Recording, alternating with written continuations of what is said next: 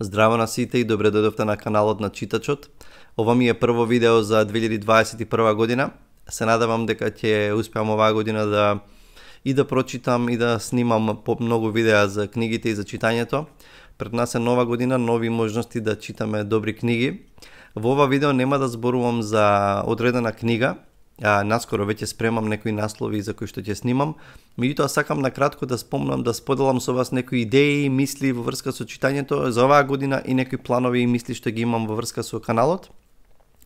Знам дека некои од нас сакаат на крајот на годината да прават планови за следната, некои одлуки, New Year's resolution и не само во однос на читањето, туку во однос на се, не знам, колку ќе вежбаме или како ќе се храниме или каде сакаме кои места да ги посетиме или да успееме нешто во кариерата. Тоа го прават, некои луѓе го прават и во однос на читањето. Има една апликација Goodreads и тамо можеш да си поставиш, има книги, нели можеш да ги селектираш како твој профил и можеш да си има тамо reading challenge за одредена година и можеш да си поставиш колку книги сакаш да прочиташ таа година, наредната година. Јас кога читам книги не се водам строго според некои планови. Сакам спонтаноста и сакам ако слушнам дури ако сум замислил кој роман, 2-3 романи наредни сакам да ги читам, ако слушнам за нешто што ме заинтригира, за некој добар роман, некоја добра критика, знам да си ги оставам тие планови и да го читам тоа. Значи не читам премногу систематски и читам многу често и спонтано. Меѓутоа, како што кажав и во некои од претходните видеа, меѓутоа сепак се обидувам да читам нешто што е веќе проверено и што има одредена препорака, затоа што времето е премногу кратко, а книги има премногу за читање. Така што не знам, тоа е едно нешто во врска со планирањето на читањето.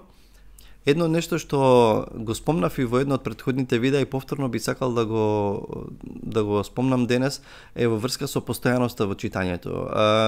Некојаш некои луѓе велат дека се премногу зафатени или не знаат од кај да почнат или едноставно немаат фокус, не може да се сконцентрираат на книгата. И мислам дека клучно нешто во однос на тоа е постојаноста. Постојаноста и упорноста и да се земе еден роман и макар да можеби пред спиење, пред легнување наместо да се гледа телевизија или наместо да се зјапа во телефонот, да се земе и макар 5-6 странички на ден, мислам дека ќе се одржи константност и едноставно ќе навлеземе во приказната и така дури со толку мало количина на читање можеме во текот на годината да isчитаме повеќе од колку што сме мислеле дека можеме да isчитаме. И во таа смисла, и го кажав тоа и претходно, во свет на преголем проток на преголем проток на информации, бомбардирани на нашите на интернет, на нашите на телефоните, бомбардирани сме со информации. И на некој начин читањето дури може да изгледа контраинтуитивно и дури контракултурно на онаа култура која што не обкружува и која што постојано не движи кон тоа да се плашиме да не испуштиме нешто. Па мора да ја гледаме таа серија или мора да дознаеме што се случува во Америка или не знам во Русија или во земјите околу нас, мора да знаеме што се случува во политиката, во спортот, во мода, што и да, и постојано сме во таа тензија дека мора да бидеме во тек со работите. И мислам дека еден добар роман, една добра книга може напротив да не забави, да го забави тој процес, да ни го малку, да ни го трне таа бучава, таа гужва во умот што имаме од тој преголем оверлоуд на информации и мислам дека сосема спротивен ефект може да има од тоа, баш да не центрира, да не смири во умот, едноставно да се свртиме и кон романот нормално, меѓутоа и да се смириме, да се свртиме и кон самите себе си. Значи ве препорачувам едно такво читање кое што е можеби бавно, подбавно не подразбирам една страна на ден, за некого можеби тоа е реално, меѓутоа постојано читање и навлегување во романите. Друго нешто што и претходно го спомнав и повторно сакам да го повторам е да не ги забораваме големите дела и класиците. Нема врска дали некое дело е големо по обем на страници. Класиците се дела што останале и секогаш е добро да им се навраќаме и да ги читаме за прв пат и да ги препрочитуваме. Јас обично 1 до 2 такви дела гледам да прочитам во текот на годината. Предпоставам дека едно дело за мене такво беше Улис, зборам за годинава што помина. За оваа година решив да прочитам еден роман од Достоевски, веројатно единствениот роман од поголемите романи, од главните негови дела што го немам никогаш читано, а тоа е романот Демони. Значи овој роман има некои си 800, мислам дека има 800 страни, го почнав и планирам полека да го читам, веројатно ќе ми одземе, не знам, месец и пол, два, не е ни важно. Меѓутоа не сум го читал никогаш Демони од Достоевски и ќе го читам.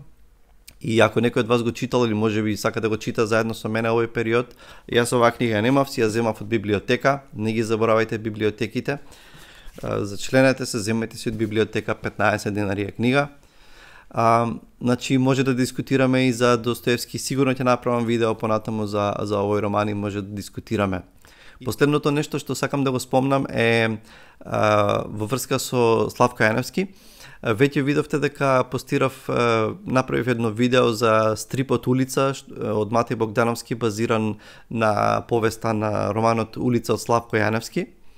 И тоа видео можете да го гледате на мојот канал.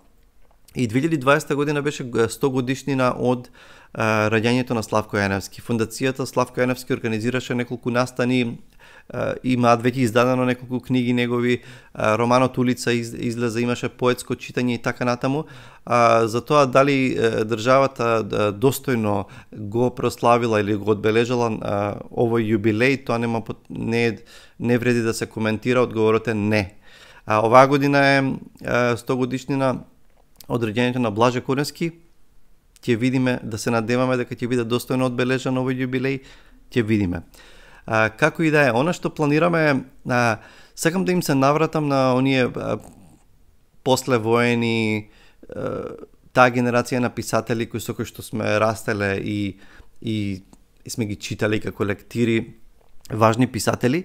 Меѓутоа, ми се допадна во едно интервју Звездан Георгиевски од фондацијата Славко Јаневски, кажа во едно интервју, го слушав, вели, кога зборува за Славко Јаневски, вели, Славко Јаневски е огромно име во македонската литература и култура, меѓутоа на некој начин како да го имаме врамено, како да го имаме ставено во рамка или на полица и веќе не го читаме. И прашање е кој колку го читал вистински, кој колку навлегол и прочитал повеќе негови дела. И јас сум еден од тие луѓе. И решив оваа година да ја посветам во моето читање, а и на каналов да ја посветам на Славко Јаневски. Со тоа што најверојатно тоа ќе значи дека оваа година би сакал барем да прочитам 4-5 негови романи и претпоставам ќе снимам видеа за тие романи, така што јас на читачот си ја посветувам оваа година на Славко Јаневски. Нормално ќе се обидам да читам и други писатели. И ве поканувам и вас, ако сте расположени, да заедно со мене оваа година навлеземе, не само зборуваме да Јаневски е култен писател, важен доајен на македонската литература и така натаму, меѓутоа ајде да не зборуваме толку, туку да влеземе и да фатиме и да го читаме. И да видиме што ќе излезе, какви впечатоци и што ќе се случи со нас од таквото читање. Така што повторно ќе ве потсетам на тоа, меѓутоа поканата ми е да го читаме Славко Јаневски, не да зборуваме толку, туку да го читаме. Како и да е, ова беа само неколку мисли за оваа година. Чувајте се и се гледаме со следува рецензија на книга и поздрав од мене. Чао!